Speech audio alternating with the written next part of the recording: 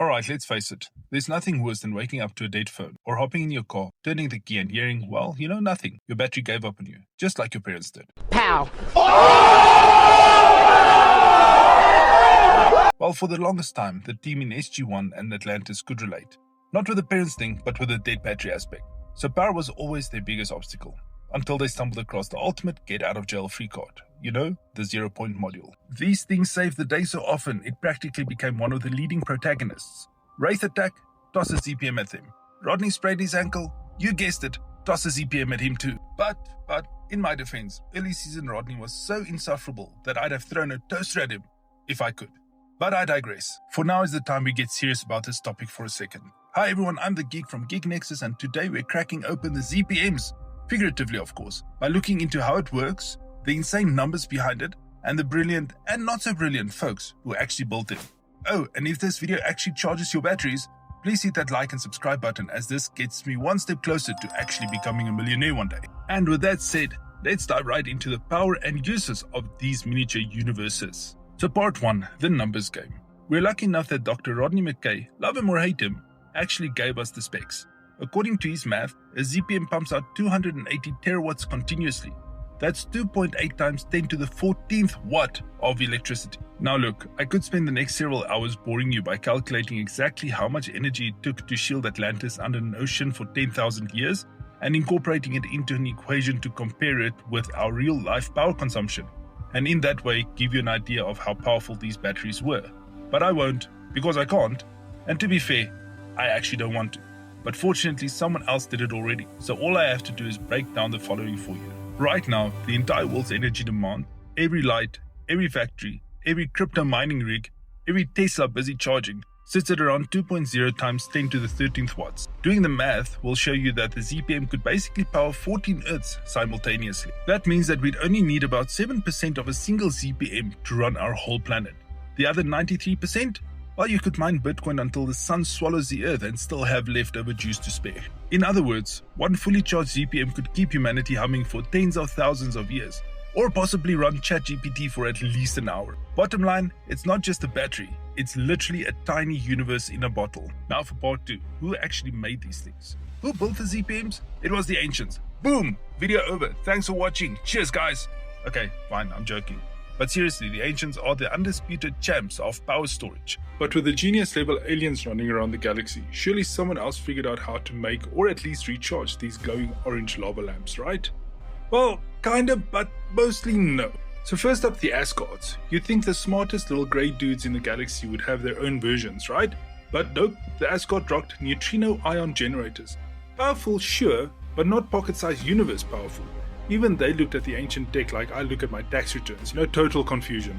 And then we had the Replicators, or the Assurance. Okay, so now these guys cracked it, since they were literally designed by the ancients themselves, and then went rogue because, that always works out. They had the blueprints baked into their digital DNA. They had entire rooms stuffed with ZPMs. To them, these things were like AA batteries in your kitchen drawer.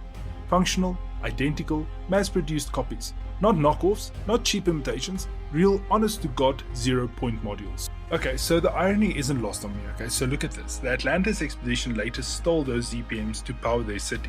They saved Atlantis using batteries the Replicators built. The students perfectly copied the master's work, and then got dropped by the master's descendants. Kinda poetic justice if you think about it. Well, and then lastly we have the Almost Club. This is a small club, like a one-member short club. And that club only consists of, us, the humans. Look, we gave it a shot. Dr. Miller, Rodney's much smarter sister, teamed up with him on Project Arcturus. The idea was elegant. Instead of pulling energy from a contained pocket universe, why not just tap it directly from our own? So it turns out there's reasons the ancient didn't try that. Or maybe tried it and decided not to. Our universe doesn't appreciate being tapped. It fights back. The project didn't just fail, it almost blew up a solar system. And then I can't even mention the race here, because they never even tried to make one. They were more into the, borrow without giving it back type of situation. That's what they were into. And then the next question is, can you recharge them? So the short answer is, no, not really. So the ZPMs isn't rechargeable, it's a fuel tank. Once the entropy inside that contains subspace max out, the little universe inside dies. Game over. You're left with a very expensive paperweight. There's no plugging it into the wall, because the wall doesn't have enough juice to restart a universe. So part 3, how does it actually work? So here's where we actually get into the proper technical aspect of it. So McKay gave us the perfect description. He said, and I'm paraphrasing, it's vacuum energy, derived from a self-contained region of subspace-time. In normal space, there's something called zero-point energy. It's the quantum background noise of empty space. Particles pop in and out of existence. Virtual particles annihilating each other. Even in a perfect vacuum at absolute zero, there is still energy. Look, it's not much. A cubic meter of empty space holds about 10 to the 9 joules, and that's basically nothing. So what if you took a chunk of space, sealed it off completely from our reality, and just, waited? The ancients didn't just find zero-point energy, they bottled it. They created an artificial pocket of subspace time, sealed it inside a crystal matrix, and tapped it like a keg. And here's the best part, right? The ZPM isn't storing energy, it's extracting it from a contained reality. The pocket universe inside is real. It has its own physics, its own timeline, and its own fate.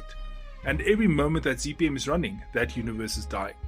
Entropy is the ultimate buzzkill. Everything trends towards chaos. The pocket universe inside a ZPM is no exception. As energy gets drawn out, the pocket gets more disordered, more chaotic, until it hits maximum entropy. At that moment, the universe inside collapses. No explosion, no rupture, it just stops.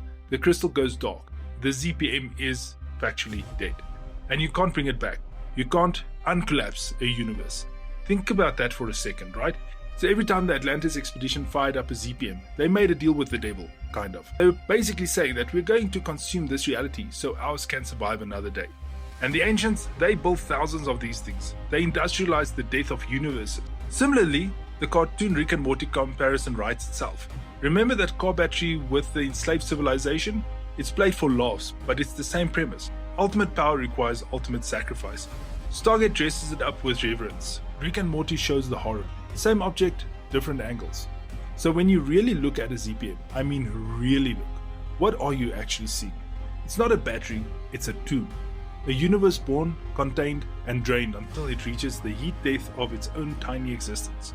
And the ancients tossed these things in drawers when they were done. That's not engineering, that's not science. That's playing God, and we've been digging through their recycling for scraps of it. And finally, part number 4, what does it all mean? So the ZPM is the perfect artifact for the Stargate universe because it tells the whole story of the ancients in one shiny package. Their brilliance, unquestionable. They could create realities. Their hubris, absolutely. They treated those realities like disposable batteries. Their legacy, a galaxy full of dead worlds and dead ZPMs, and us sifting through the ruins hoping to find one with a few drops left. The Atlantis expedition spent years hunting these things. They raided replicator factories. They stole from cults. They nearly died on dead planets chasing rumors of this power.